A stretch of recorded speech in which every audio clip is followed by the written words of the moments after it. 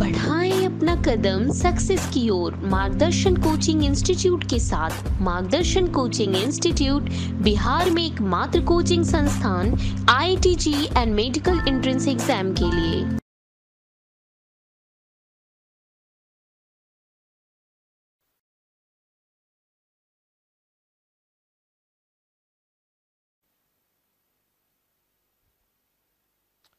आज बच्चों हम लोग एक नया चैप्टर स्टार्ट करने जा रहे हैं। केमिकल काइनेटिक्स फिनिश हो गया। आज हम लोग इलेक्ट्रोकेमिस्ट्री को देखने जा रहे हैं। इलेक्ट्रोकेमिस्ट्री जो है एक बहुत ही इंटरेस्टिंग टॉपिक होता है उन बच्चों के लिए जिनको आयनिक में थोड़ा मजा आया था। मतलब अगर मैं बात करूं कि क्लास 11th में अगर तुम लोगों को बफर सॉल्यूशन या पीएच कैलकुलेशन या बाकी जितने भी चीज़ें हैं जैसे उसमें सॉल्युबिलिटी प्रोडक्ट, ये सब चीज़ें अगर तुम्हें याद है और इसके रेस्पेक्ट में तुम चीज़ों को जो है प्रैक्टिस कर चुके हो क्वेश्चन वगैरह, तो इलेक्ट्रोकेमिस्ट्री जो है ये तुम्हें आसान लगेगा। आसान लगना भी चाहिए। इसका स्टार्टिंग का जो कुछ पोर्शन है वो कंसेप्चुअल पोर्शन है, जिसमें तुम्हें सीखना पड़ेगा कि किस चीज़ को लेके जो है कैसे कैसे स्ट्रक्चराइज किया हुआ है सिलेबस को और क्या क्या आपको पढ़ना है और कहाँ कहाँ जो बेसिक कंसेप्ट है वो इन्वॉल्व है, वो सब आपको थोड़ा सा यहाँ पे देखना पड़ेगा। उसके बाद at the end of the chapter देखेंगे कि वहाँ पे थोड़ा सा थ्योरेटिकल है, वहाँ पे टाइप्स ऑफ सेल्स के बारे में बात होगी। इस पूरे चैप्टर में सेल के ऊपर ही पूरा जो है सब कुछ बेस्ड है, तो आपको सेल जो है वो किस तरह से बनता है ये मैं स्टार्टिंग से सिखाऊंगा, और उसके बाद उसके कंपोनेंट्स के बारे में देखेंगे, उसमें उसको कनेक्शन के लिए क्या क्या चीज़ें यूज़ होती हैं और किस तरीके से इसमें हम लोग किसी भी सेल का या बैटरी का वोल्टेज वगैरह जो है उसके कैलकुलेशन की बात कर सकते हैं, उसको देखा जाएगा। अब देखिए, इसमें सबसे पहले तो इलेक्ट्रोकेमिस्ट्री को अगर मैं डिफाइन करूं, है ना, तो it is the branch which deals with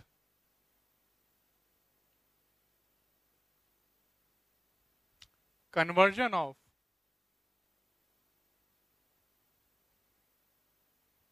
chemical energy into electrical energy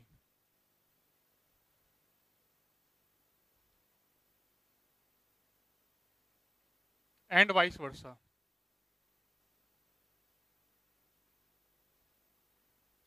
and vice versa.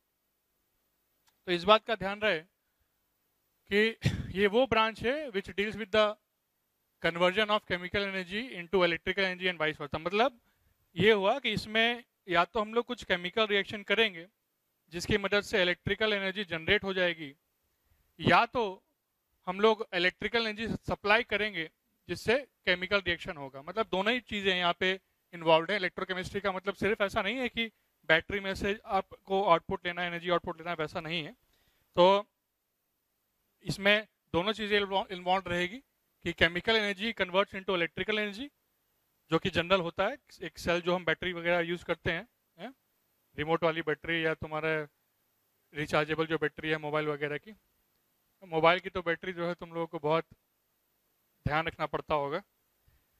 कहीं पे मान लो तुम लोगों को लेक्चर देखना है, ठीक है, बहुत ज़्यादा तुम पढ़ाकू हो, बच्चे हो, है ना, लेक्चर देख रहे हो, ना तुम फेसबुक चलाते हो, ना तुम इंस्टाग्राम चलाते हो, ना तुम यूट्यूब पे जो है गाने वाने ज़्यादा देखते हो, सिर्फ तुम पढ़ाई की बात करते हो, तो उसके लिए तुम्हारा जो या तुम कहीं आलतू फालतू जगह बात भी नहीं करते हो, ठीक है। तो तुम कितने सभ्य बच्चे हो हमें पता है,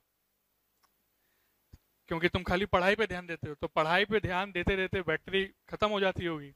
कभी कभी ऐसा भी होता होगा कि बैटरी जो है वो उसका चार्ज खत्म हो गया, तो तुम चार्जिंग पॉइंट पे लगा के खड़े खड़े जो है पढ़ाई कर रहे हो, है ना। इस तरह की चीज़ें जो है तुम लोग करते होंगे खूब। और बहुत अच्छा, मतलब तुम लोग पढ़ाई ऐसा करो कि चार्जिंग पर लगा के तुम लोग लेक्चर देख रहे हो। इससे बड़ी खुशी मतलब एक टीचर को क्या हो सकती है ना, एक इवन पेरेंट्स को भी क्या हो सकती है। तो बड़ा कंसेप्ट है एनर्जी बचाने का, बैटरी किस तरह से सेव होती है। इसमें मैं तुम्हें सिखाऊंगा भी कि किस तरीके से तुम अपने मोबाइल की भी जो बैटरी तुम्हारी बहुत जल्दी यूज हो जाती है उसको भी तुम बचा सकते हो ना। बट वो हम लोग लास्ट में मैं तुमको उसका ट्रिक सिखाऊंगा, ठीक है। तो क्योंकि वो लॉजिकल है, वो चीज़ जुड़ा हुआ है थोड़ा लॉजिक से कि किस तरह से आप बैटरी बचा सकते हैं यूज के बेसिस पे। बट यहाँ फिलहाल हम लोग को पहले कंसेप्ट सीखना है कि जनरेट कैसे हम लोग इलेक्ट्रिसिटी करेंगे ना। तो इलेक्ट्रिसिटी को प्रोड्यूस करना by the help of some chemical energy. Chemical energy में यहाँ पे रिडॉक्स रिएक्शंस का सहारा लिया जाएगा।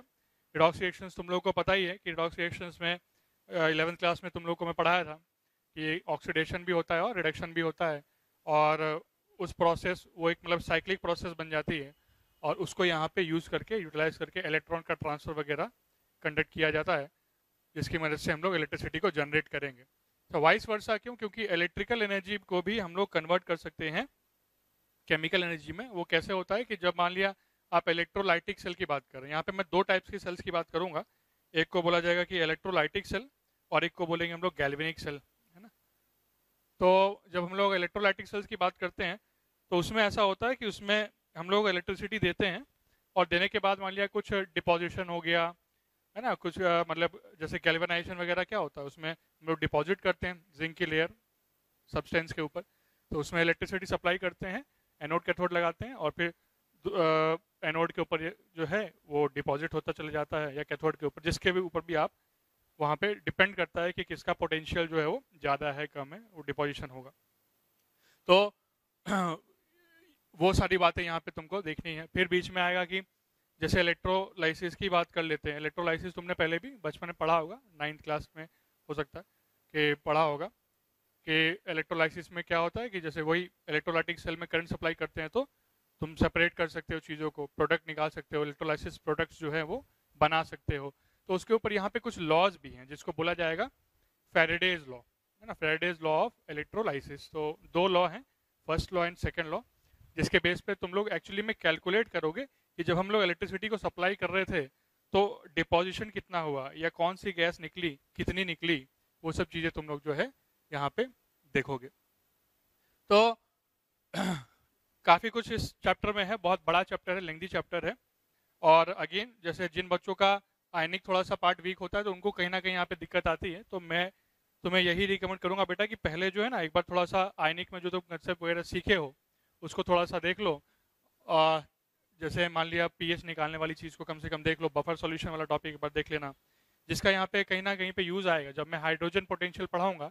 एक जैसे सेल है जिसमें हम लोग हाइड्रोजन गैस का यूज़ करते हैं तो उसको हम लोग बोलते हैं हाइड्रोजन इलेक्ट्रोड पोटेंशियल, जिसको स्टैंडर्ड हम लोग वोल्टेज दिए हुए हैं कि अजम्पशन है वो कि हम लोग उसको 0 वोल्टेज अज्यूम किए हुए हैं और उसके बेसिस पे बाकी सबका इलेक्ट्रोड पोटेंशियल जो है वो कैलकुलेट किया हुआ है ना। किस तरह से कैलकुलेट होता है वो भी मैं तुम्हें सिखाऊंगा, हालांकि वो सिलेबस का पार्ट नहीं है, बट जैसे एक जनरल नॉलेज के लिए कि भाई तुम्हें जब एनसीईआरटी पढ़ोगे तो एनसीईआरटी में तुम लोग इलेक्ट्रोड पोटेंशियल करके एक टेबल देखोगे और उस टेबल में मतलब जितने भी एलिमेंट्स हैं सोडियम मैग्नीशियम पोटेशियम इन सभी के क्या हैं कि पोटेंशियल्स का डेटा होगा, उसको रिडक्शन पोटेंशियल वहाँ पे बोला गया होगा। और हाइड्रोजन का चेक करोगे तो उसका जो वोल्टेज दिया गया है उसमें पोटेंशियल मतलब एक तरह से वोल्टेज ही है, आप ऐसा समझो अभी के लिए। तो वोल्टेज जो दिया गया है वो कितना अज्यूम किया जाता है, that is assumed as 0 voltage, ठीक है, 0 वोल्ट अज्यूम किया जाता है।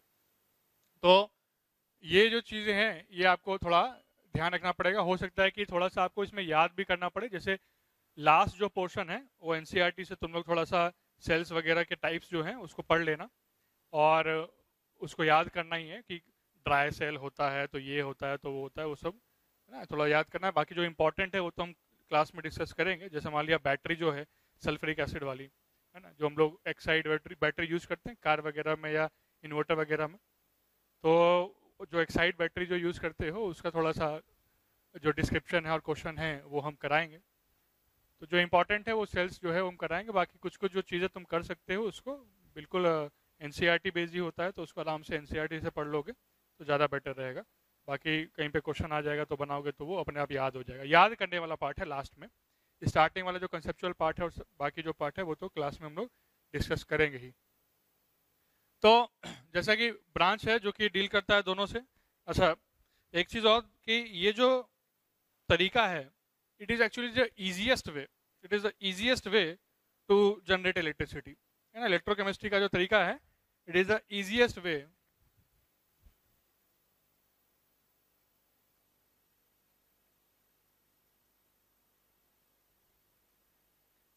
to generate electricity. It is the easiest way to generate electricity. अब मैं ऐसा क्यों बोल रहा हूँ, क्योंकि देखो इलेक्ट्रिसिटी तो बहुत तरीकों से जनरेट कर सकते हो आप लोग। जैसे मान लिया थर्मल पावर प्लांट, ठीक है, या solar power plant, solar cells, या हाइड्रो पावर प्लांट।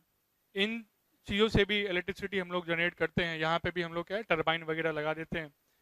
सोलर में तो खैर सेल्स, फोटोवोल्टाइक सेल्स होते हैं, तो वो कलेक्ट हो जाता है, सोलर एनर्जी दे देता है। लेकिन जैसे थर्मल, हाइड्रो, इन सब में हम लोग टरबाइंस वगैरह का यूज़ करते हैं। तो एक्चुअली में क्या है, ये जितने भी वेज हैं, इनमें आपको कुछ ना कुछ एक्स्ट्रा जो है वो एफर्ट करना पड़ेगा। एक्स्ट्रा एफर्ट करना पड़ेगा विथ रेस्पेक्ट टू, मान लिया कि इसमें आप कुछ मैकेनिकल मटेरियल यूज कर रहे हो, लाइक टरबाइन, तो आपको सब्सटेंस का भी मेंटेनेंस वगैरह देखना पड़ेगा, और आपको साथ साथ जो मतलब कॉस्ट भी बढ़ जाएगी। लेकिन ये जो है ये इजीएस्ट भी है। इवन मैं ये भी लिख देता हूँ कि this is also the cheapest way also, है ना। चीपेस्ट वे मतलब कि एकदम सस्ता। तो ये सबसे आसान भी है, सबसे सस्ता भी है, क्योंकि इसमें कुछ करना नहीं होता। इसमें एक तो स्पेस बहुत कम लेता है ना, it is consuming very less space.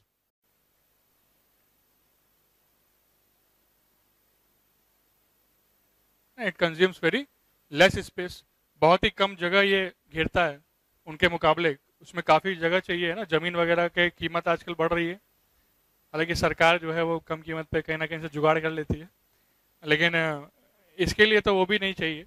तो एक तो तुम्हारा पैसा बच गया, बहुत ज़्यादा पैसा बच गया, फिर वहाँ इंस्ट्रूमेंट लगेगा, मेंटेनेंस कॉस्ट लगेगा, लेबर लगाओगे, ये सब करोगे। इसमें उतना ज़्यादा लोचा वोचा नहीं है। तो काफ़ी ईजीएस्ट वे भी होता है, काफ़ी चीपेस्ट वे होता है। बस 2 इलेक्ट्रोड को डिप किया और उसमें केमिकल रिएक्शन करा दिया तो इलेक्ट्रिसिटी जनरेट हो जाती है। इस तरीके से हम लोग यहाँ बोलते हैं। तो it consumes very less space, and यहाँ पे कुछ ज़्यादा कुछ मटेरियल हम लोग को यूज़ नहीं करना है ना। Only electrodes. अभी इलेक्ट्रोड क्या होता है उसको भी मैं लिखवाऊंगा, पहले भी ये लिख लो। Only electrodes dipped in solution. अगर हम ऐसा बोल देते हैं तो हमारा काम बन जाता है। तो ये सबसे इजीएस्ट वे है, चीपेस्ट वे है। और बाकी जितने भी तरीके एक्चुअली तुम देखोगे तो सारे तरीके क्या है, बड़े महंगे होते हैं, और उसमें बहुत ढेर सारा आपको एफर्ट लगाना पड़ेगा। कुछ मैकेनिकल मटेरियल वगैरह आपको यूज करना पड़ सकता है। अब जब बात कर दी है मैंने इलेक्ट्रोड्स की, तो इलेक्ट्रोड्स को तो डिफाइन करेंगे ही, बट उसके पहले जैसे मैंने बोला कि एक सेल है जिसमें हम लोग कन्वर्ट करेंगे केमिकल एनर्जी को इलेक्ट्रिकल में, और वाइस वर्सा लिखा हुआ है, मतलब इलेक्ट्रिकल को केमिकल में। तो उस सेल्स को बोलते क्या है, उस पर थोड़ा सा हम लोग बात कर लेते हैं।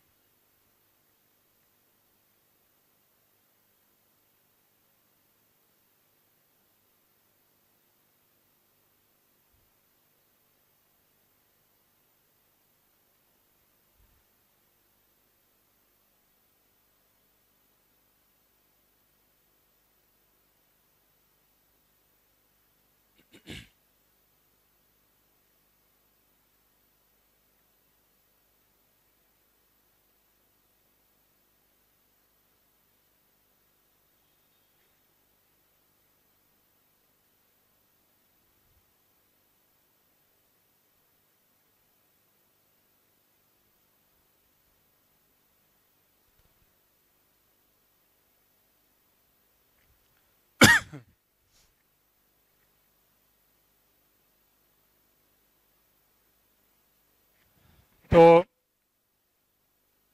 जितने भी इलेक्ट्रोकेमिकल सेल्स हैं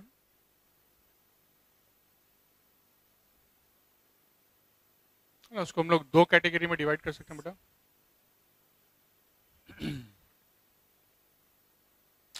एक को बोला जाता है गैल्वेनिक सेल या वोल्टाइक सेल, और एक को बोलते हैं हम लोग इलेक्ट्रोलाइटिक सेल।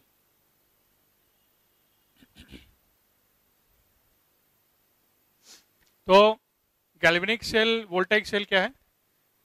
इसमें ऐसा होता है कि it converts chemical energy into electrical energy.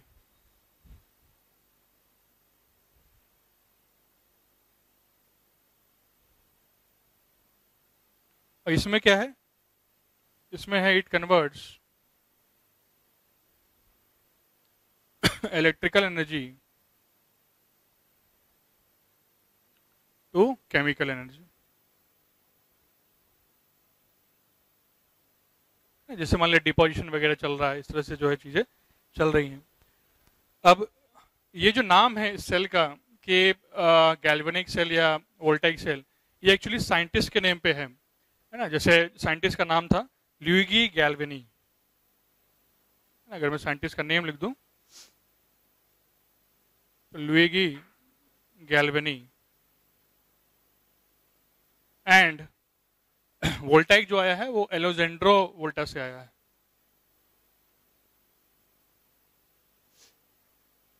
एलोजेंड्रो वोल्टा है ना, तो साइंटिस्ट है दोनों। तो उस वजह से यहाँ पे हम लोग इसको गैल्वेनिक सेल वोल्टाइक सेल बोलते हैं। और ये तो किसी साइंटिस्ट का नाम नहीं है, ये बस इलेक्ट्रोलाइटिक, मतलब हम लोग एक इलेक्ट्रोलाइट है उसमें इलेक्ट्रिसिटी पास कर रहे हैं और उसके तोड़ के उसको ब्रेक डाउन करके सेल बना दिया है, तो वहां से इसका नाम है। तो इस टाइप की चीज तुम पढ़ चुके हो, आई थिंक 9th क्लास में पढ़ा होगा, 10th में पढ़ा होगा। जब मान लिया कॉपर सल्फेट है या कुछ ऐसा है जिसको हम लोग इलेक्ट्रिसिटी सप्लाई करके ब्रेक डाउन करते हैं, या NaCl हो गया उसको ब्रेक डाउन करते हैं, है ना। और ये तो बचपन से ही देख रहे हैं, यूज कर रहे हो। मोबाइल में तो रिचार्जेबल बैटरी यूज हो रही है, लेकिन ज़्यादातर जो मान लिया कॉमन जो यूज में बैटरीज हैं वो सब most of the batteries are non rechargeable battery, ना, जिसको प्राइमरी सेल्स हम लोग बोलते हैं। जैसे मान लिया रिमोट में लगा दिया, घड़ी में लगा दिया, ठीक है, किसी डिवाइस में जो बैटरी यूज करता है उसमें लगा दिया।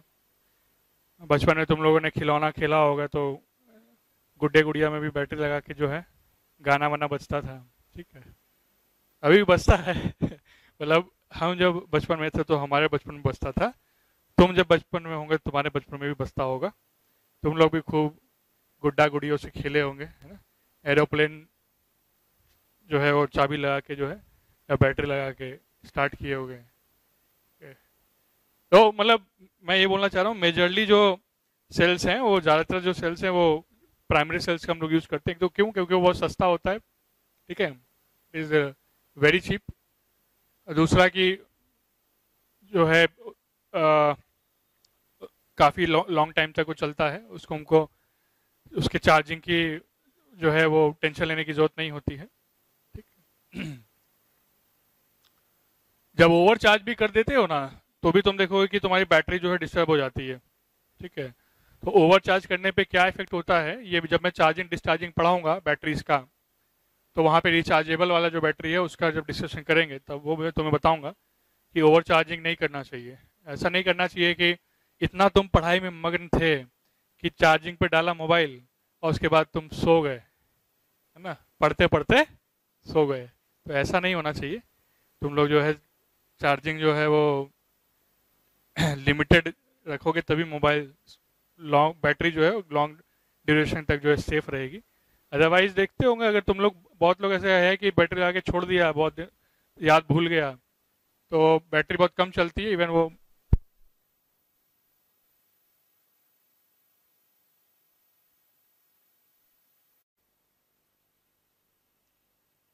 तो इसमें बेसिक जो डिफरेंस है वो यही हुआ कि इसमें हम लोग को इलेक्ट्रिसिटी जो है वो सप्लाई करना पड़ता है ना।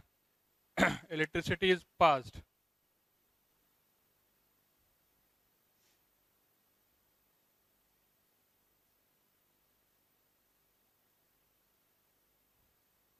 और यहाँ पे इलेक्ट्रिसिटी इज प्रोड्यूस्ड, इस बात का ध्यान रहे।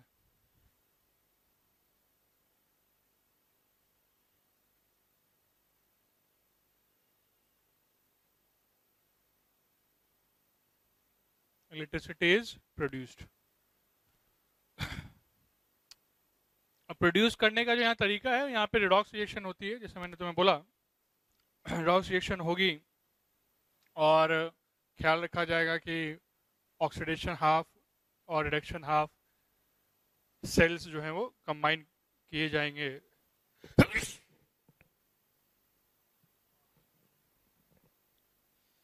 तो ऑक्सीडेशन हाफ रिडक्शन हाफ जो है वो सेल्स कंबाइन किए जाएंगे बाय द हेल्प ऑफ एक वहाँ पे चीज़ हम लोग बोलते हैं सॉल्ट ब्रिज।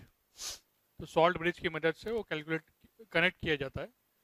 सॉल्ट ब्रिज अब क्या होता है क्या नहीं होता उस पर आते हैं, बट पहले इलेक्ट्रोड को देख लो कि इलेक्ट्रोड जो है किस तरीके से होता है, या इलेक्ट्रोड है क्या। इलेक्ट्रोड की डेफिनेशन जो है वो लिखा देते हैं।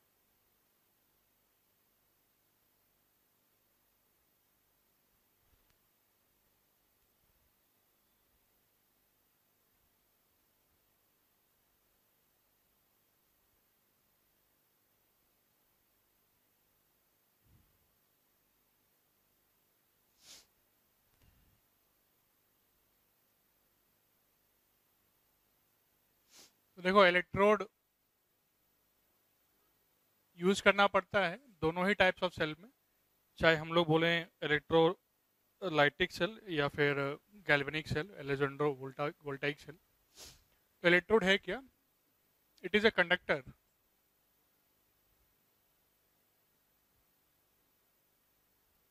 through which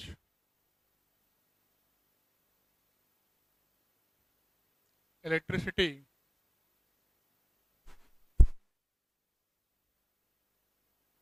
is passed. Is a conductor through which electricity is passed.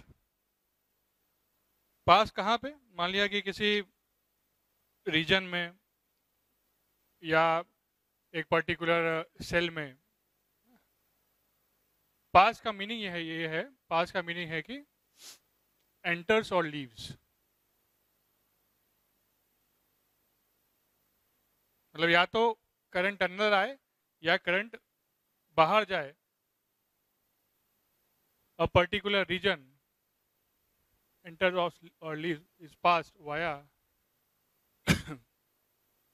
particular region.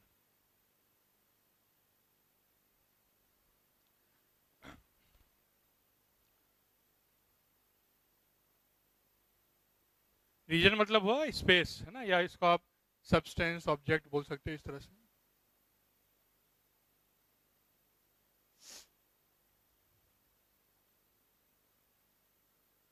It is a conductor through which electricity is passed. Pass का मतलब क्या है? एंटर्स और लीव्स वाया रीजन, सब्सटेंस और ऑब्जेक्ट। देखो ऐसा मैं क्यों बोल रहा हूं, क्योंकि इलेक्ट्रोड का जो काम है वो काम खाली बस इलेक्ट्रिसिटी को कंडक्ट कराने का है। मैंने लिखा भी है it is a conductor through which electricity is pass. तो it actually just use for conduction of electricity, बाकी उसका कोई ऐसा रोल है नहीं। इलेक्ट्रोलाइटिक सेल जब हम लोग बोलते हैं तो वहां पे भले उसका कभी कभी रोल आ सकता है, क्या पता वही डिपॉजिट हो जाए या वही टूट जाए, इस तरह से हो सकता है। लेकिन जब हम लोग गैल्वेनिक सेल्स की बात करेंगे तो वहां पे तो इलेक्ट्रॉन्स को हमको तार में पहुंचवाना है जिससे इलेक्ट्रिसिटी जनरेट होगी। बहुत ही सिंपल जो है वो वे होता है तरीका। तो उसमें इलेक्ट्रोड का काम कुछ खास नहीं है, बस इलेक्ट्रोड का काम यही है कि उससे करंट आएगा और उससे करंट जाएगा। अब वो आएगा जाएगा किस में? जो भी सेल की आप बात कर रहे होंगे उसमें हम लोग बात करेंगे उसकी। जैसे ये वोल्टाइक सेल है या जो गैल्वेनिक सेल है, इसके कंपोनेंट्स की अगर मैं बात करूं बेटा, तो इसके जो कंपोनेंट्स हैं, एक को बोलते हैं हम लोग ऑक्सीडेशन हाफ सेल।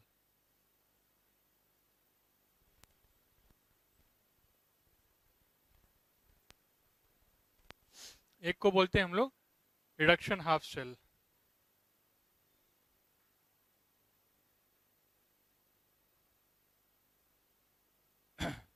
और दोनों को जो कनेक्ट कर रहा होता है उसको क्या बोलते हैं, सॉल्ट ब्रिज।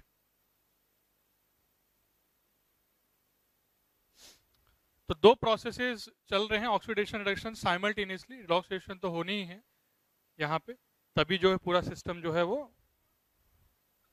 नेट जो है एक पर्टिकुलर नंबर ऑफ इलेक्ट्रॉन्स उस सिस्टम में से निकलेगा, जिसको हम लोग जो है वायर के थ्रू कलेक्ट करेंगे। और जैसे ही वो चार्ज फ्लो करने लग जाएगा तो flow of electron is electricity, flow of charge is electricity, charge मतलब इलेक्ट्रॉन मतलब, तो इलेक्ट्रिसिटी जनरेट हो जाएगी। उसमें एमीटर फंसाओगे तो करंट की रीडिंग शो कर देगा, है ना, डायरेक्शन वगैरह शो कर देगा। अभी oxidation half cell, reduction half cell, इनमें क्या क्या होता है, सॉल्ट ब्रिज क्या होता है ना, उसको थोड़ा डिटेल में हम लोग अब जानेंगे। ये हो गया कि कंपोनेंट्स, वोल्टाइक सेल या गैल्वेनिक सेल जो भी आप बोल रहे हो, तो उसके कंपोनेंट्स क्या है। अब इसमें क्या होता है, इसमें क्या चल रहा होता है, इसमें क्या चल रहा होता है और कैसे चल रहा होता है, उन सारी चीज पे जो है हम लोग डिस्कशन करते हैं।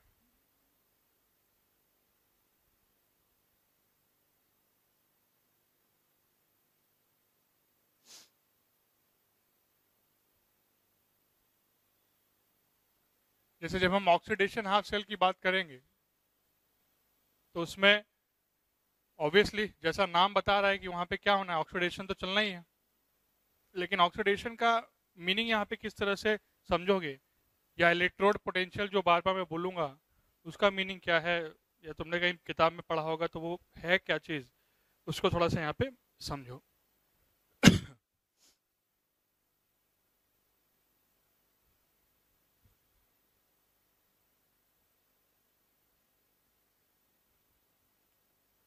तो है क्या, देखो जैसे ऐसा बिल्कुल भी जरूरी नहीं है कि कोई एक ही चीज हमेशा ऑक्सीडाइजेशन का काम कर सकती है, दूसरी चीज नहीं कर सकती, ऐसा नहीं है।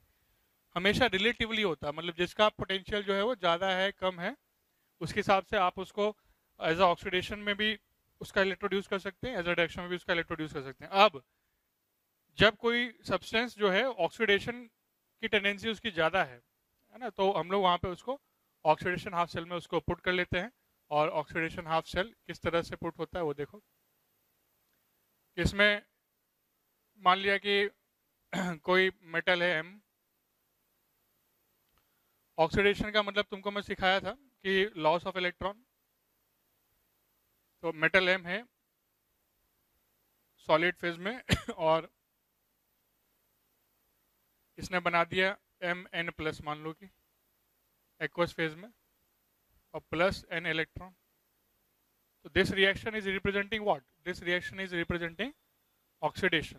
तो ये ऑक्सीडेशन वाली साइड हो रहा है, इसलिए इसको ऑक्सीडेशन हाफ सेल बोलेंगे। इसका अगर पिक्चरल व्यू हम देखें बेटा तो इस तरह से होगा कि मान लो कि एक हाफ सेल हम बोल रहे हैं, है ना, पूरा सेल नहीं बोल रहे, एक हाफ सेल हमने उठा लिया ऑक्सीडेशन हाफ सेल, उसमें कोई इलेक्ट्रॉन मान लो कि डिप्ड है,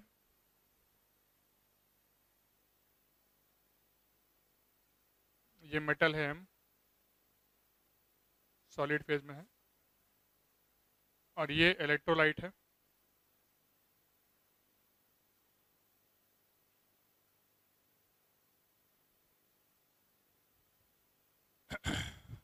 तो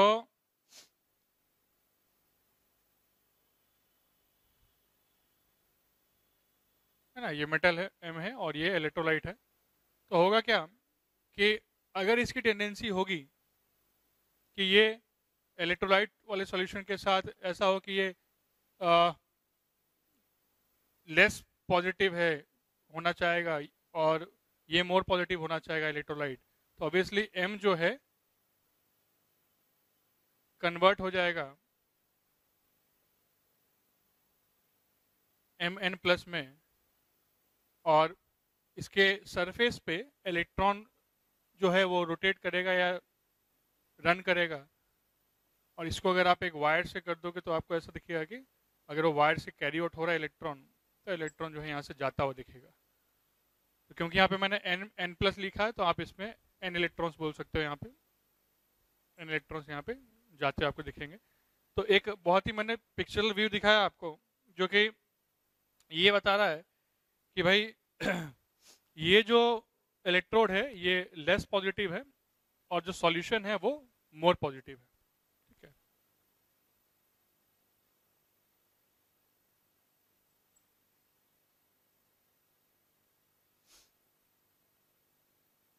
तभी ऐसा हो सकता है, मतलब। और ये लेस पॉजिटिव और मोर पॉजिटिव को बोलने का मीनिंग क्या है? देखो, मैं तुमको पहले ही बोला कि हर एक मेटल जो है उसकी टेंडेंसी है कि वो ऑक्सीडाइज भी हो सकता है और वो रिड्यूस भी हो सकता है, दोनों तरह की टेंडेंसी होती है। अब उसकी कौन सी टेंडेंसी ज्यादा है, इसको कंपेयर करने के लिए तुम हाइड्रोजन इलेक्ट्रोड से उसको कंपेयर करोगे। ठीक है, हाइड्रोजन इलेक्ट्रोड क्या है? जीरो वोल्टेज है। तो ऐसा बोला जाता है, जिसको कि आगे हम इलेक्ट्रोकेमिकल सीरीज में बताएंगे ही, बट अभी बता देता हूँ ताकि थोड़ा सा क्लियर हो तुम्हें दिमाग में। ऐसा बोला जाता है कि जब इलेक्ट्रोड पोटेंशियल, मतलब रिडक्शन पोटेंशियल की अगर हम बात करते हैं, और ये जो पोटेंशियल जनरेट हो रहा है ना, इसी को इलेक्ट्रोड पोटेंशियल बोलते हैं। मतलब जैसे ये लेस पॉजिटिव है, ये मोर पॉजिटिव है। लेस पॉजिटिव मोर पॉजिटिव क्या है? वोल्टेज के रेस्पेक्ट में हम बात कर रहे हैं, पोटेंशियल के टर्म में जो है बात कर रहे हैं। तो जहां पे भी पोटेंशियल का डिफरेंस होगा, जहां पे भी पोटेंशियल का डिफरेंस होगा, तो उसके बीच में इलेक्ट्रॉन्स फ्लो कर सकता है। तो बिल्कुल वही हो रहा है कि यहाँ पोटेंशियल का डिफरेंस, तो इलेक्ट्रॉन जो है वो फ्लो कर रहा है। और पोटेंशियल का डिफरेंस है तो उस पोटेंशियल डिफरेंस को बोला जाता है इलेक्ट्रोड पोटेंशियल, है ना। The potential difference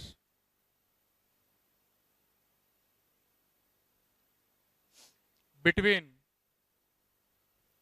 electrode and electrolyte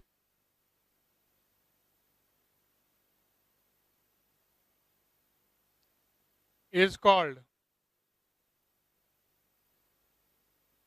the potential difference between electrode and electrolyte. Electrolyte हुआ है सॉल्यूशन वाला पार्ट, इलेक्ट्रोड तो कंडक्टर हो गया।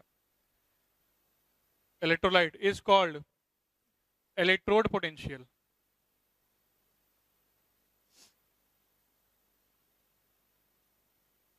ठीक है, और क्योंकि मैं यहाँ पे ऑक्सीडेशन हाफ सेल को लिया हुआ हूं, तो आप इसको ऑक्सीडेशन पोटेंशियल भी बोल सकते हैं। Here we can call it as OP. OP मतलब ऑक्सीडेशन पोटेंशियल।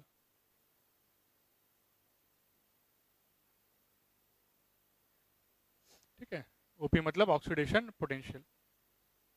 अब देखो, यही जो टेंडेंसी है कि ऑक्सीडेशन होना, इसको बोलते हैं सॉल्यूशन प्रेशर भी इसको बोला जाता है। मतलब जब ये इसमें कन्वर्ट हो जाए तो जो प्रेशर जनरेट हो रहा है उसको हम लोग क्या बोलते हैं? Solution pressure. तो उसको भी मैं लिख देता हूं कि the tendency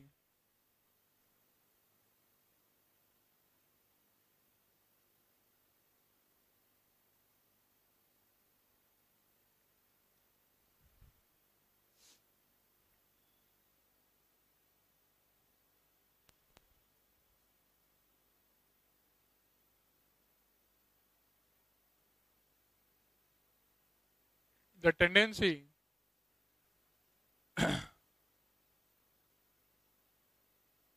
lose electrons is termed as, process है ऑक्सीडेशन, लेकिन जो टेंडेंसी है सॉल्यूशन, इलेक्ट्रोड और इलेक्ट्रोलाइट के बीच में जो टेंडेंसी है to lose electron is termed as solution pressure.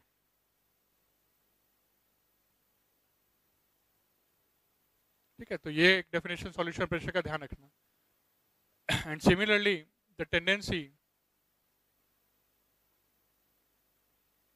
To accept electron is termed as, थोड़ी सी टर्मिनोलॉजी ये सब है थोड़ा, इसलिए ध्यान रखना, is termed as osmotic pressure. Is termed as osmotic pressure. Clear? तो मतलब कि फॉर ऑक्सीडेशन हाफ सेल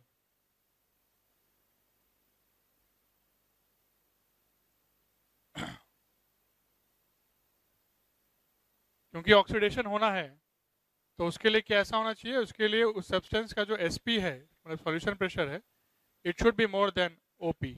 ध्यान रखना, ओपी का मतलब ऑक्सीडेशन पोटेंशियल नहीं बोल रहा हूँ, ओपी का मतलब क्या बोल रहा हूँ, ऑस्मोटिक प्रेशर बोल रहा हूँ। तो जब ये कंडीशन फुलफिल होती है तो हम लोग बोलते हैं कि वहां पे ऑक्सीडेशन हो रहा है और उसको ऑक्सीडेशन हाफ सेल बोला जाता है। अब बात करेंगे कि इसको रिप्रेजेंट किस तरीके से करोगे, है ना। ये तो हुआ कि डायग्राम ऐसा हो गया, कंसेप्ट हो गया। आई होप कंसेप्ट क्लियर हो गया होगा बेटा एकदम। ऑक्सीडेशन हाफ सेल में देखो, फिर से बता देता हूँ, कोई भी एलिमेंट है वो दोनों तरफ जा सकता है। ऑक्सीडेशन भी उस प्रोसेस उसकी तरफ जा सकता है और रिडक्शन की तरफ भी जा सकता है, डिपेंडिंग अपॉन कि उसके साथ में जो सेल करोगे कनेक्ट दूसरा, तो दूसरा जो मेटल है वो उससे हाई पोटेंशियल पे है कि लो पोटेंशियल पे है, उसके हिसाब से आप, तो कोई भी सब्सटेंस जो है वो जा सकता है। तो मैंने ये मान लिया कि इस सेल में ये जो मेटल M है ये टेंडेंसी रख रहा है ऑक्सीडेशन दिखाने की, तो मैं ऑक्सीडेशन दिखाने की टेंडेंसी रखते हुए जो है ऑक्सीडेशन दिखाएगा, तो क्या होगा कि M will be converted into Mn+। अब Mn+ जो होगा वो कहाँ जाएगा, सॉल्यूशन के अंदर ही जाएगा, तो Mn+ सॉल्यूशन के अंदर चला गया, ठीक है। Mn+ सॉल्यूशन के अंदर है, बहुत ढेर सारे Mn+ सॉल्यूशन के अंदर जैसे आएंगे तो पूरा सॉल्यूशन क्या होगा, प्लस प्लस प्लस बन जाएगा, पॉजिटिव बन जाएगा, तो ये मोर पॉजिटिव हो गया। और जो ये है इलेक्ट्रोड है ये लेस पॉजिटिव बन गया। इसको नेगेटिव नहीं बोल रहा हूं मैं, उसके कंपेरेटिवली लेस पॉजिटिव बन गया। तो ये मोर पॉजिटिव है, ये लेस पॉजिटिव है, बट कुछ भी है पोटेंशियल डिफरेंस तो आ गया, और पोटेंशियल डिफरेंस आ गया तो वहां पे हम लोग इलेक्ट्रिसिटी, कंडक्शन, चार्ज, इन सब की बातें कर सकते हैं। तुमने फिजिक्स में ही पढ़ा है कि जब तक पोटेंशियल डिफरेंस नहीं होगा तब तक वहां पे कंडक्शन ऑफ इलेक्ट्रॉन पॉसिबल ही नहीं है। तो यहाँ पे इलेक्ट्रोड पोटेंशियल जो जनरेट होता है उसकी वजह से इलेक्ट्रॉन का कंडक्शन हो जाता है, और कंडक्शन हो जाता है उसको हम लोग फिर कैरी कर लेते, मतलब वायर से कनेक्ट कर दिया तो वायर में चला जाएगा। और क्या बोलते हैं, इसी तरह से बहुत ज़्यादा कंसंट्रेशन वगैरह लेके चलोगे तो बहुत ज़्यादा इलेक्ट्रॉन जो है उसमें जाएंगे, और ज़्यादा इलेक्ट्रॉन जाएंगे तो बिल्कुल इधर वो ऑक्सीडेशन हाफ, उधर से रिडक्शन हाफ, एक सेल जब जोड़ देंगे तो एक पूरा साइकिल बन जाएगा, और साइकिल बन जाएगा तो सेल चलते जा रहा है, सेल रिएक्शन चलते जा रही है, और इलेक्ट्रॉन घूमता जा रहा है, और इलेक्ट्रॉन घूमता जा रहा है तो अपन को क्या मिल रहा है, इलेक्ट्रिसिटी मिलते जा रहा है। अब समझ में आया इलेक्ट्रिसिटी कैसे मिलती है। रिडॉक्स रिएक्शन में जब हम बैलेंसिंग तुम्हें पढ़ा रहे थे, बैलेंसिंग ऑफ रिडॉक्स रिएक्शन, तो उसमें क्या होता है, उसमें नेट रिएक्शन में याद करो, नेट रिएक्शन में इलेक्ट्रॉन नहीं आता है। क्यों नहीं आता है, क्योंकि जितना इलेक्ट्रॉन्स ऑक्सीडेशन हाफ सेल से जा रहा होता है उतना ही इलेक्ट्रॉन्स को हम लोग को रिडक्शन हाफ सेल में बैलेंस करके कटवाना होता है। याद आया कुछ? तो नेट नंबर ऑफ इलेक्ट्रॉन्स जो है वो फिक्स है, इधर से इतना जाएगा उधर से उतना एक्सेप्ट हो जाएगा। इस प्रोसेस जो है ये चलता रहेगा चलता रहेगा, और इलेक्ट्रॉन कंडक्शन चल रहा है, इसका मतलब अपना इलेक्ट्रिसिटी जो है वो जनरेट होता रहेगा। और इलेक्ट्रिसिटी अगर जनरेट होता रहेगा तो सिंपल सी बात है कि बत्ती जलती रहेगी,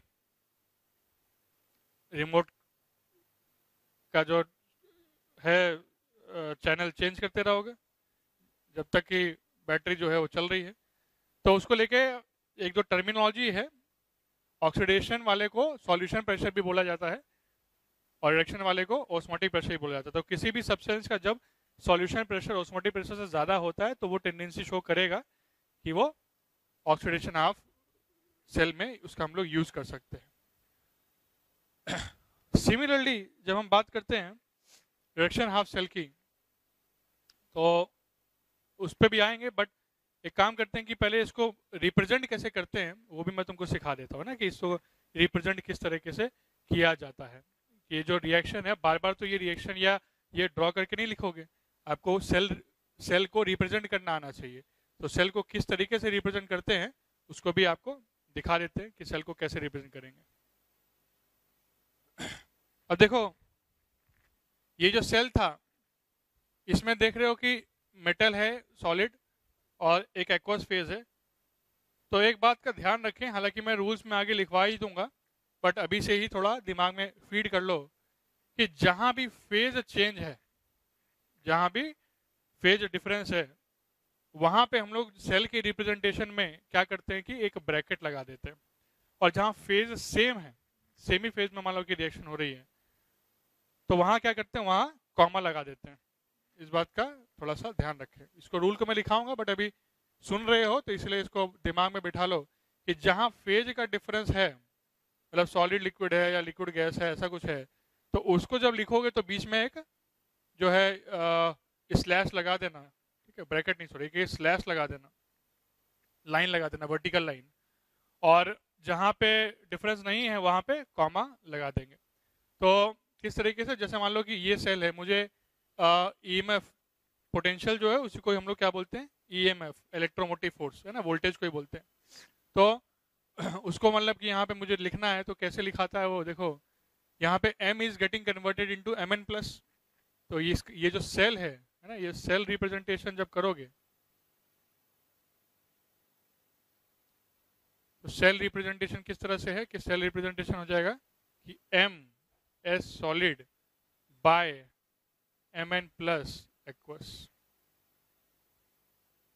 ठीक है। इस तरीके से सेल जो है वो रिप्रेजेंट हो जाएगा। कुछ कंसंट्रेशन दिया होगा तो ब्रैकेट में इसका कंसंट्रेशन वगैरह भी यहाँ पे लिख सकते हो। ये तो सॉलिड है, इसके कंसंट्रेशन की यहाँ पे बात नहीं होगी। एक्वस में कितना जा रहा है उसके कंसंट्रेशन की तुम यहाँ पे बात करोगे। तो MnQ प्लस का फिर कंसंट्रेशन भी लिखाएगा, है ना, मान लो कि C1 कंसंट्रेशन है, इस तरीके से। फिर ये जो हमने बात की, इसमें हमने बात किया कि जो सेल है इसमें हमने सिर्फ ऑक्सीडेशन पोटेंशियल बोला, लेकिन जनरली जो तुम लोग डेटा देखोगे वो ऑक्सीडेशन पोटेंशियल का नहीं या रिडक्शन पोटेंशियल का नहीं, वो स्टैंडर्ड ऑक्सीडेशन पोटेंशियल और स्टैंडर्ड रिडक्शन पोटेंशियल का डेटा होगा।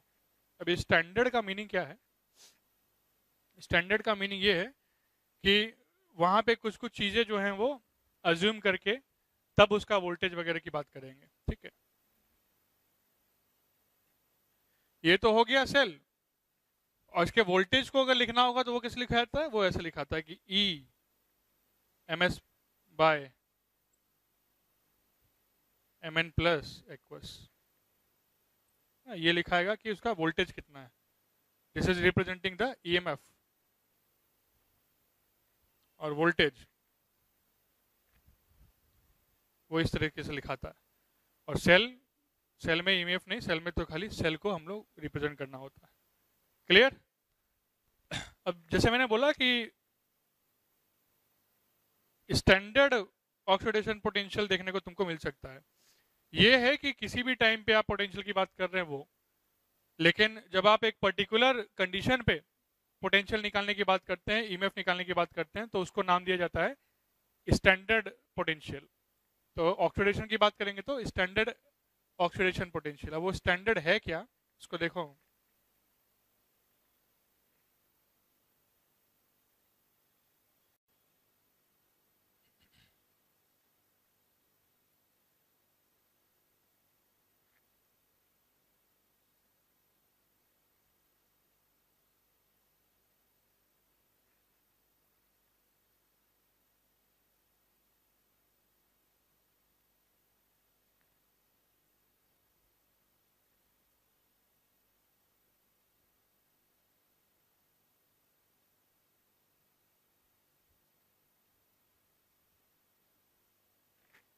वैसे मुझे स्टैंडर्ड इलेक्ट्रोड पोटेंशियल बोलना चाहिए, लेकिन क्योंकि हम यहाँ पे ऑक्सीडेशन की बात कर रहे हैं पहले, तो इसलिए मैं स्टैंडर्ड ऑक्सीडेशन पोटेंशियल जो है यहाँ पे तुमको लिख रहा हूँ। भाई ऑक्सीडेशन पोटेंशियल बोलो या स्टैंडर्ड ऑक्सीडेशन, ये सब के सब है क्या? ये सबके सब इलेक्ट्रोड पोटेंशियल ही है।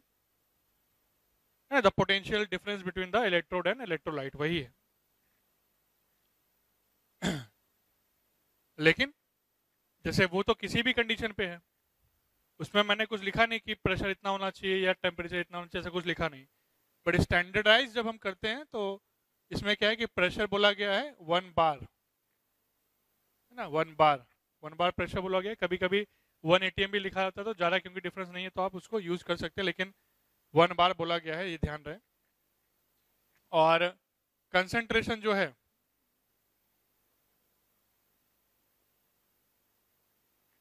कंसंट्रेशन 1 मोलर बोला गया है ना, मोलरिटी। कंसंट्रेशन जो है 1 मोलर बोला गया। जैसे मैंने तुमको बोला कि यहाँ पे C1 कंसंट्रेशन करके मैं लिख दिया हूँ, क्यों? क्योंकि यहाँ पे मैंने अज्यूम नहीं किया था कि कंसंट्रेशन 1 मोलर है, तो कंसंट्रेशन कुछ भी आ सकता है। तो जब कंसंट्रेशन कुछ भी होए और प्रेशर भी कुछ भी होए, टेम्परेचर भी कुछ भी हो, मुझे कोई दिक्कत नहीं है, तो उस केस में जो पोटेंशियल निकल के आएगा that is the electrode potential.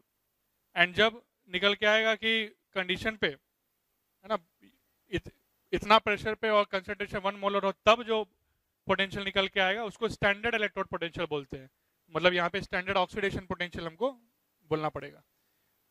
तो जब ये कंडीशन है, टेम्परेचर का कोई कंडीशन नहीं है, टेम्परेचर जो है no condition, but if not given then we take 25 degree Celsius, है ना, मतलब 298 केल्विन। तो इस बात का ध्यान है, टेम्परेचर को लेकर कोई कंडीशन नहीं है बेटा स्टैंडर्ड वाली चीज में। लेकिन अगर मान लिया कि तुमको इसका यूज करना है टेम्परेचर का और कुछ गिवन नहीं है टेम्परेचर के बारे में, लेकिन बिना टेम्परेचर को यूज किए तुम्हारा आंसर नहीं आ सकता, ये तुम देख रहे हो, तो बेशक तुम कितना यूज कर सकते हो, 25 डिग्री जो है वो यूज कर सकते हो, 25 डिग्री सेल्सियस ये तुम लोग यूज कर सकते हो। तो इस कंडीशन पे जो तुम्हारा ऑक्सीडेशन पोटेंशियल है वो क्या कहलाता है, वो कहलाता है standard oxidation potential, it is called standard oxidation potential. और इसको सेल तो इसी तरह से रिप्रेजेंट होगा, कंसंट्रेशन तो 1 मोलर हो जाएगा, लेकिन जो ईएमएफ है उसमें क्या करना, खाली ई नॉट लग जाएगा, है ना। मतलब इसका जो ईएमएफ रिप्रेजेंटेशन होगा वो इस तरह से लिखाएगा, E naught M S by M N plus aqueous. तो इस तरीके से जो है ये सेल लिखाएगा, ये जो ईएमएफ है, जब आप स्टैंडर्ड इलेक्ट्रोड पोटेंशियल की टर्म में लिखोगे तब। तो इस बात का ध्यान रहे कि कोई टेम्परेचर को लेकर कंडीशन नहीं है, लेकिन अगर यूज करना है तो आप 25 डिग्री यूज कर सकते हैं, क्वेश्चन में गिवन नहीं है तो।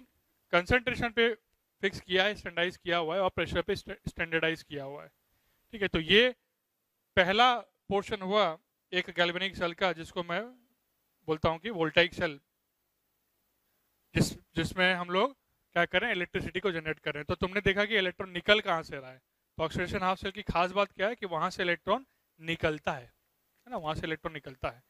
सिमिलरली हम लोग रिडक्शन हाफ सेल पे जाते हैं और फिर फाइनली दोनों को कनेक्ट कर देंगे, और फिर कनेक्टर जो है अपना सॉल्ट ब्रिज, उसका भी डिस्कशन में करूंगा।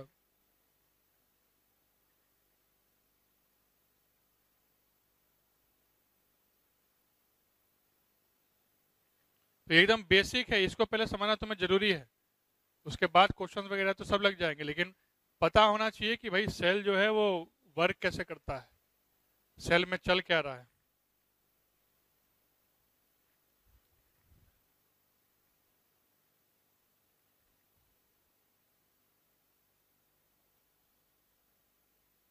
है ना। तो जैसे रिडक्शन हाफ सेल की हम लोग बात करते हैं, तो रिडक्शन हाफ सेल जो है, ऑब्वियस सी बात है कि इसमें रिड्यूस होना है चीज़ों को, रिडक्शन प्रोसेस चलना है। तो अगर मैं रिएक्शन लिखूं तो रिएक्शन कुछ इस तरह से, उसका उल्टा कर देते हैं, खाली उसका उल्टा कर दोगे तो इस तरह से लिखाएगा यहाँ पे,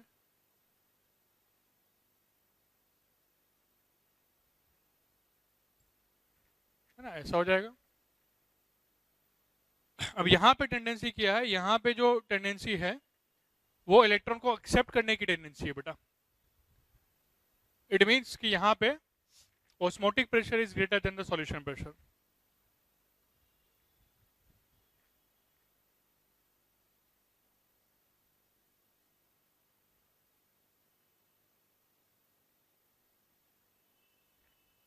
ऑस्मोटिक प्रेशर सॉल्यूशन प्रेशर क्या है, मैं अभी तुरंत जस्ट बताया हूँ, तो उसको आप देख सकते हो, जिसको मैंने वहां पे ओपी और एसपी लिखा हुआ था।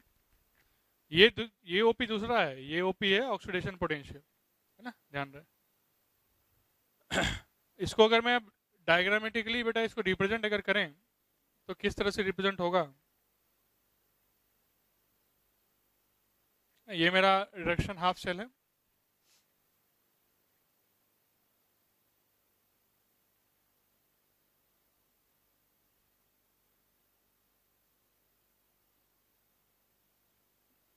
यहाँ पे Mn प्लस है,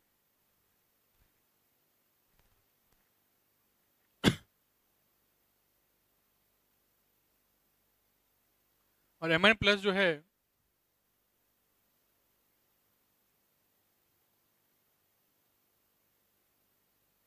मेरे ऑक्सीडेशन हाफ सेल से इलेक्ट्रॉन्स आ रहे हैं,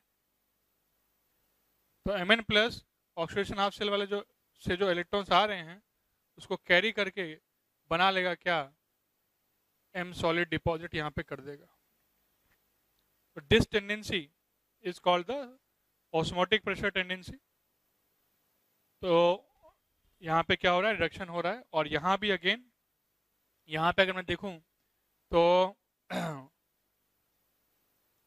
ये पहले प्लस था, पॉजिटिव दिख रहा है, फिर धीरे धीरे इसका प्लस कम होते जाएगा और इसमें ये चीज़ जाते जा रही है, ऐसा होते जा रहा है। और ये नेगेटिव होना चाहिए था क्योंकि इलेक्ट्रॉन्स आ रहे थे, लेकिन वो न्यूट्रलाइज कर देगा इसको, तो मतलब ये पॉजिटिव की तरह होते जाएगा। मतलब इलेक्ट्रोलाइट इस बार क्या होगा, इस बार लेस पॉजिटिव होता हुआ दिखाई देगा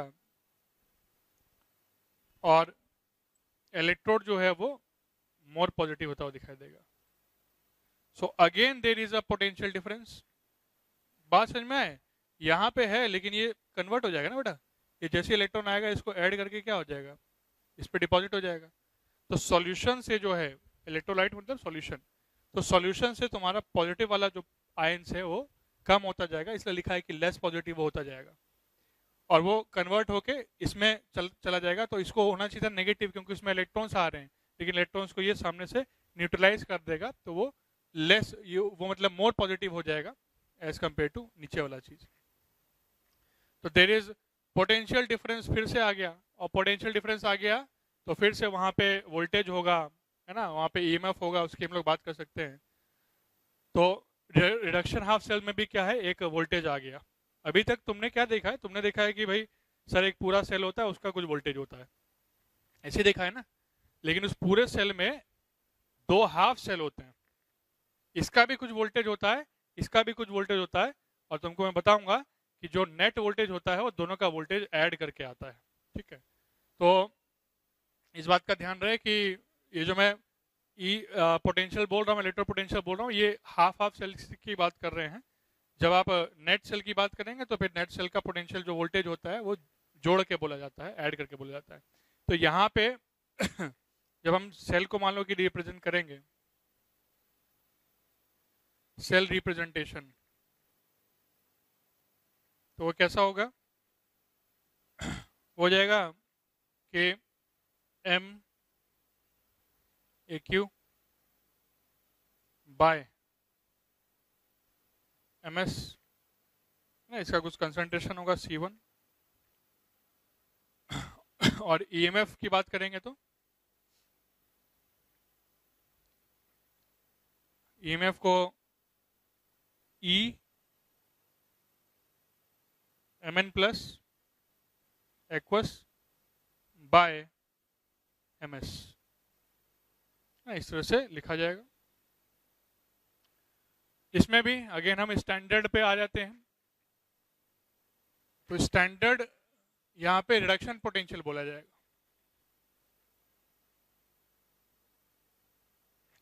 standard reduction potential, again pressure 1 बार, कंसंट्रेशन 1 मोलर, टेम्परेचर की कोई कंडीशन नहीं है, बट अगर चाहिए तो 25 डिग्री ले सकते हो।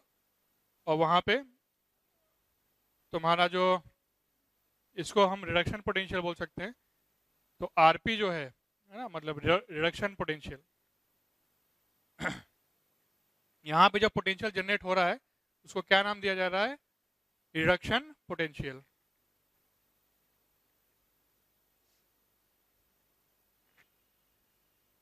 तो वो क्या बन जाएगा, आरपी बन जाएगा एसआरपी, स्टैंडर्ड रिडक्शन पोटेंशियल। और आप वहां पे ई नॉट लगा के उसको रिप्रेजेंट कर सकते हैं। ई नॉट लगा के बन जाएगा E naught of M N plus aqueous by M S. Clear है?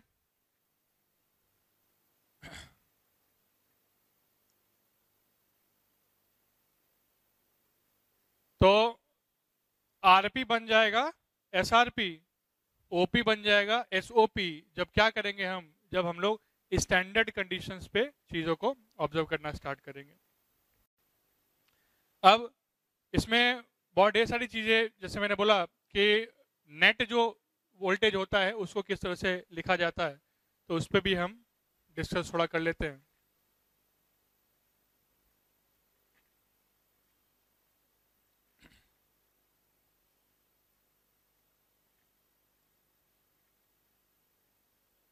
हालांकि जब आप अभी नेट सेल बनाएंगे तो तुमको और बेहतर पता चलेगा पिक्चर क्या चल रही है।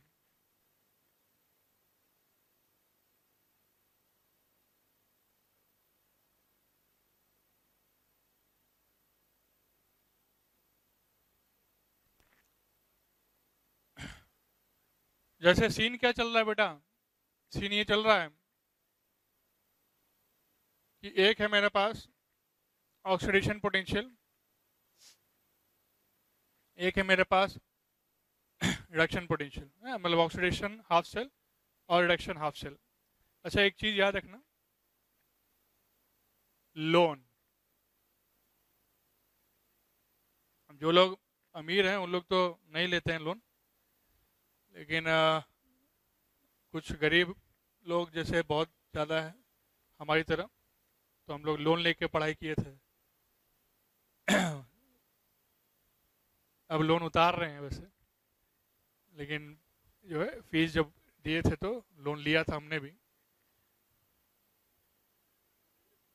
तो तुम लोग तो खैर मतलब महा अमीर हो, तुम लोग तो अभी से ही एकदम बिल्कुल मोबाइल ये वो पूरा एकदम टिप टॉप ब्रांडेड ये ब्रांडेड वो, है ना। तुम लोगों की बात नहीं कर रहे, मतलब जो मतलब थोड़ा और गांव देहात साइड जो गरीबी है रियल इंडिया की, भारत की, तो बिल्कुल बहुत ढेर सारे स्कीम सरकार लॉन्च करती है। तो लोन वाला जो कंसेप्ट है वो थोड़ा यहाँ पे याद रखना, तो सेल में काम देगा। एल मतलब है लेफ्ट, ओ मतलब oxidation,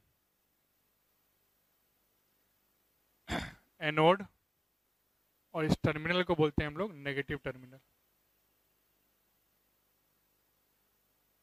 left oxidation, anode, negative. तो ये जो लेफ्ट में मैं बना रहा हूँ, this is generally is oxidation half cell. यहाँ पे ऑक्सीडेशन हाफ सेल को मुझको रिप्रेजेंट करना है। राइट में जो बनाऊंगा इसको बोलते हैं हम लोग रिडक्शन हाफ सेल।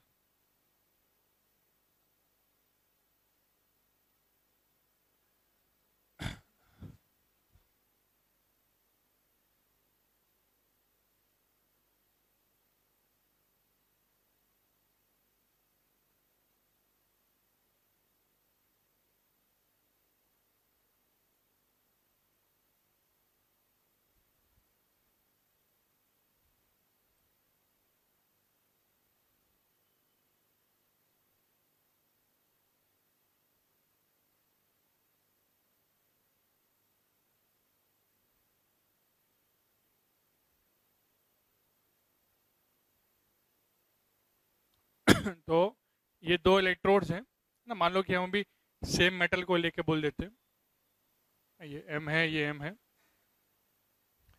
यहाँ से इलेक्ट्रॉन जाएगा, यहाँ ये मतलब एम एन प्लस है मेरा। एम एन प्लस मतलब वहाँ पे सॉल्यूशन होगा और उसमें से एम एन प्लस आ सकता है बेटा। तो यहाँ से पाथ कंप्लीट करा के इसको कनेक्ट कर देते हैं, यहाँ से इलेक्ट्रॉन्स जो है वो जाएंगे, एन इलेक्ट्रॉन्स, और यहाँ पे मीट करेगा, और यहाँ पे जो एम से मतलब एम एन प्लस जाएगा, और यहाँ पे एम एन प्लस जो है वो इलेक्ट्रॉन्स को एक्सेप्ट करके एम में डिपॉजिट हो जाएगा, ऐसा होगा। और बीच में दोनों कनेक्ट होता है, बीच में कनेक्ट होता है बाय सॉल्ट ब्रिज। ये सॉल्ट ब्रिज क्या है इस पे हम डिस्कस करेंगे, बट ये बेसिक स्ट्रक्चर हुआ, ठीक है। इसको क्या बोलते हैं हम लोग, इसको बोलते हैं सॉल्ट ब्रिज। ये बेसिक स्ट्रक्चर हुआ ये ऑक्सीडेशन हाफ शेल, इधर रिएक्शन हाफ शेल, और दोनों को इंटरनल जो कनेक्शन करता है वो सॉल्ट ब्रिज करता है। सॉल्ट ब्रिज के ऊपर पूरा डिस्कशन करेंगे। ये हुआ तुम्हारा नेट जो सिस्टम है सेल का, जिसमें मैंने तीनों पार्ट तुमको दिखाए। ऑक्सीडेशन हाफ सेल में ऑक्सीडेशन रिएक्शन चल रहा है, रिडक्शन हाफ सेल में रिडक्शन रिएक्शन चल रहा है, और सॉल्ट ब्रिज के बारे में तो डिस्कस करेंगे, नेक्स्ट क्लास में डिस्कस करेंगे। इस बेसिस पे इसका कुछ पोटेंशियल डिफरेंस होगा, इसका कुछ पोटेंशियल डिफरेंस होगा, और हम लोग नेट पोटेंशियल डिफरेंस की फिर हम लोग बात करेंगे। तो किस तरह से स्ट्रक्चर होता है, आई होप वो क्लियर हो गया हो। अब नेट जो इलेक्ट्रोड पोटेंशियल कैसे हम लोग लिखते हैं, क्या होता है, उसको नेक्स्ट क्लास में कवर करते हैं। आज के लिए इस डायग्राम तक मैं आपको बताता हूँ कि इसको लिखो, इसको कवर करो, और जितना स्टार्टिंग में आज पढ़ाया उसको थोड़ा ध्यान से सीखो, क्योंकि चैप्टर जो है वो बहुत ही इंटरेस्टिंग है। इंटरेस्ट बना कर चलोगे तभी जो है मज़ा आएगा। आज के लिए इतना ही।